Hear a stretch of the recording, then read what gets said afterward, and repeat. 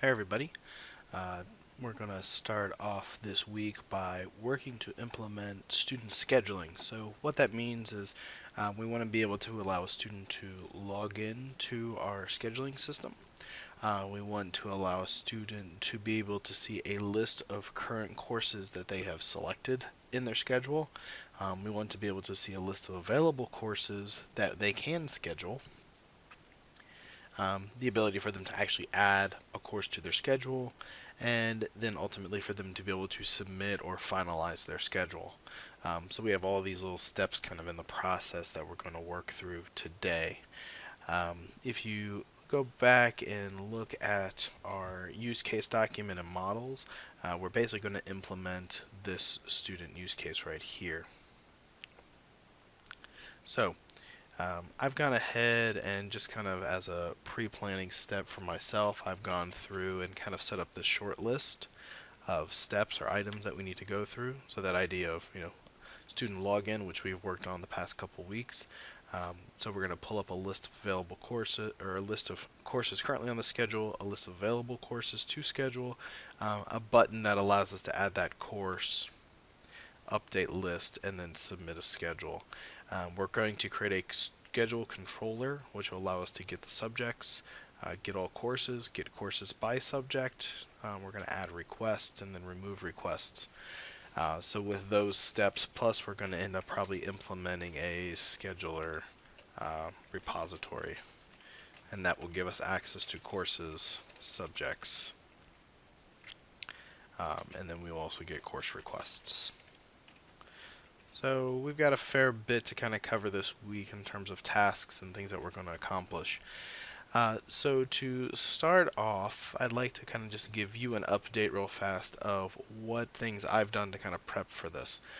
So when we last met, we had just a students table. I've gone ahead and created a courses table, a student course request table, and a teacher table. Now these tables all followed our models that we had created. So we have students, we have a manager. I haven't gotten there yet, but I created a teacher table and a course table, and really it's this course selector item table, which has course ID, student ID, and is active.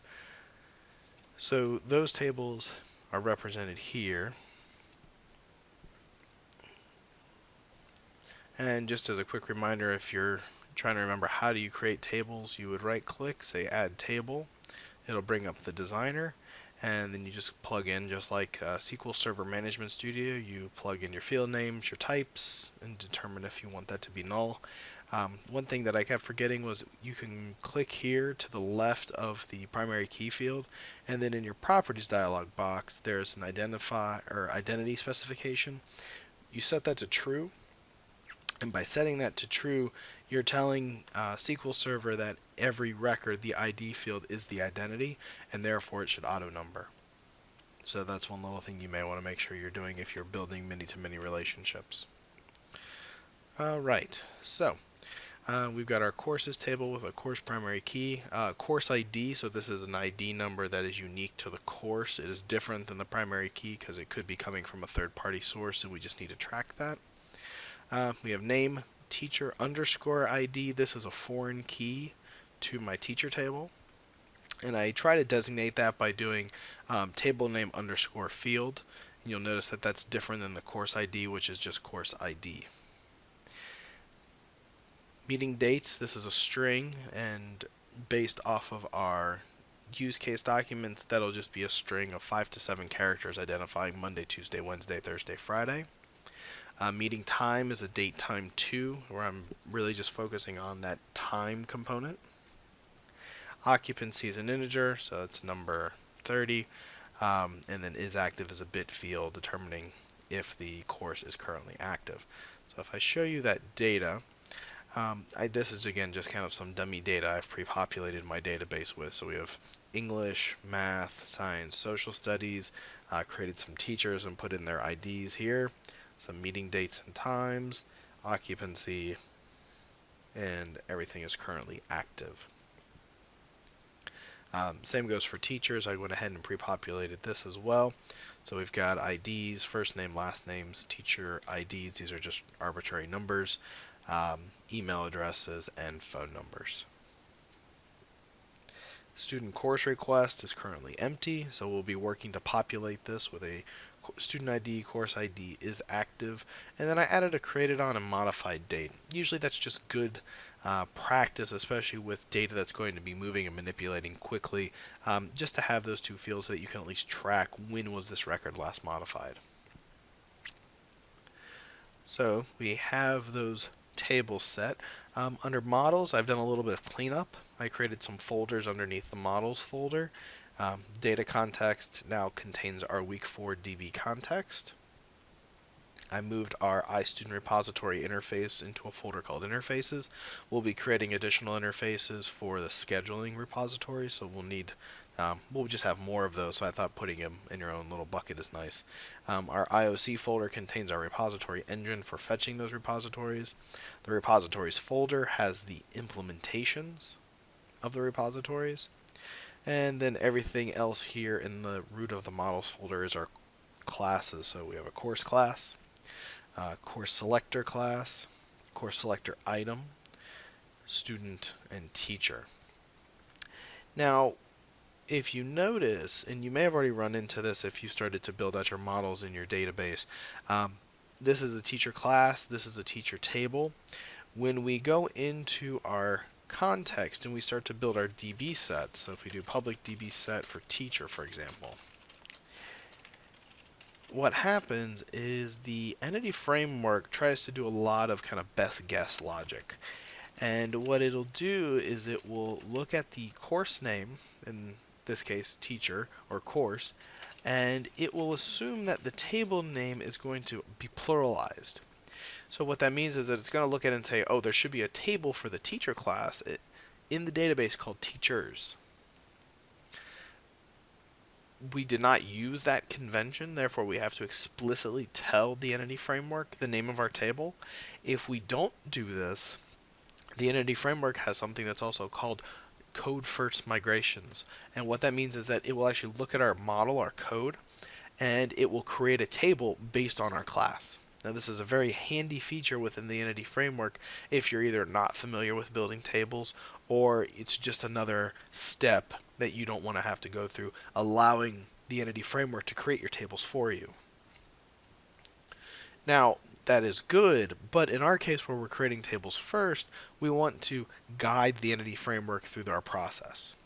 So to do that, we go into each one of our classes, and we're going to add an attribute, and the attributes are designated by the square brackets, and this attribute is going to be called table, and the attribute value that we're going to use is the name of the table from the database.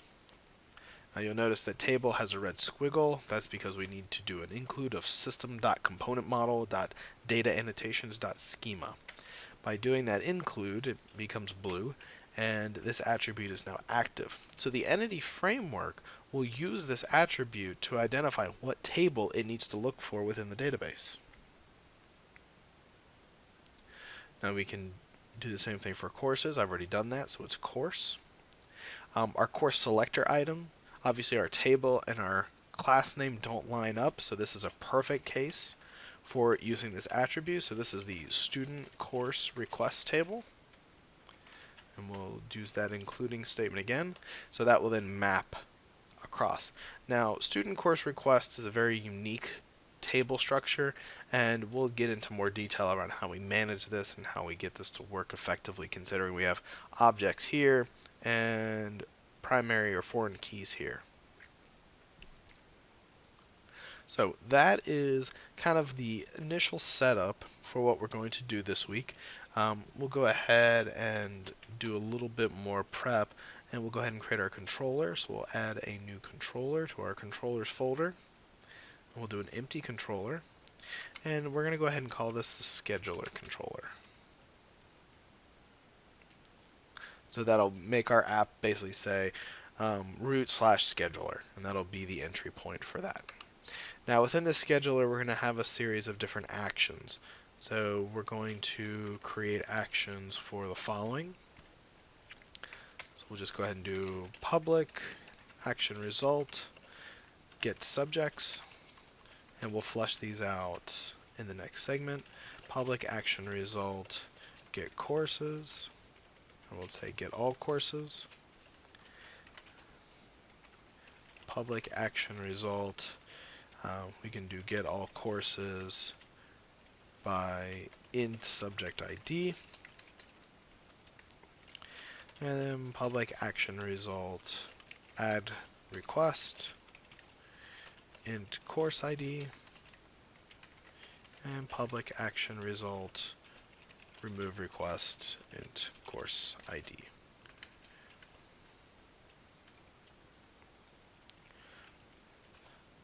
So now that we have these actions kind of defined, we'll just kind of put some placeholders with some not implemented exceptions.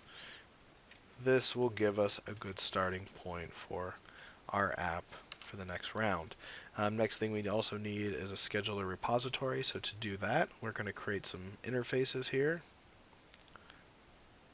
We'll add new item, and this will be an interface.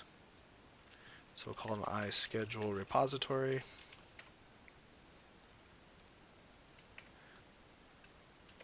We'll make it public, and we'll need methods for getting courses, subjects, and course requests. So public IEnumerable courses, and we'll just call it get courses. IEnumerable subject, get subjects, and this will be a void add course request. This will be, we'll take a student and a course.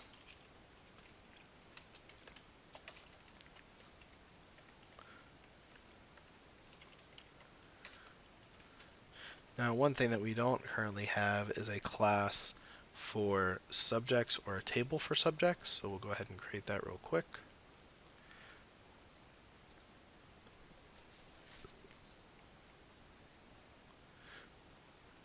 So we'll go ahead and start off by making this our identity column, and then we'll just make a field called name, nvarchar 400. The reason I chose 400 is that for an nvarchar, that is the highest field length that can be indexed. So for fast searching and indexability, that is the highest you can use for an nvarchar. General rule of thumb is that a 900 byte field is the largest that you can index. So kind of a rule of thumb, a little good thing to know about SQL Server. We'll go ahead and do an update, and we'll update the database. And under tables, and there's our subject table. Great. So we need to create a class for our subject as well. So add class, we'll just call it subject. So we'll start off with our annotation,